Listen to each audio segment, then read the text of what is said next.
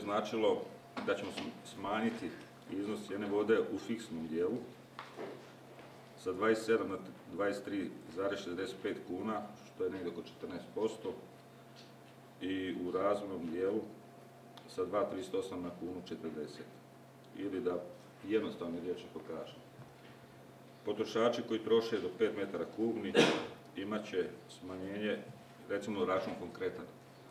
Oni su imali račun 87,44 kune, sada će imati račun 78,69. Potrošači od 10 metara kubnih sa 147 kuna doći na 133 kune. Potrošači iznad 15 kubika sa 207 na 188 i potrošači iznad 20 kubika sa 267 na nekih 240 kuna.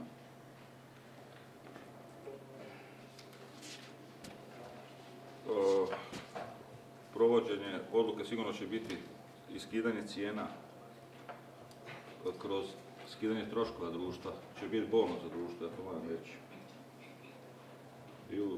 I na tome smo počeli raditi u dogovoru sa gradonačelnikom odmah, a ispunjenje ćemo sigurno završiti sa rujnom i sa uplatnicama u listopadu. Hvala vam lijepo. Hvala. Će nešto reći predsjednica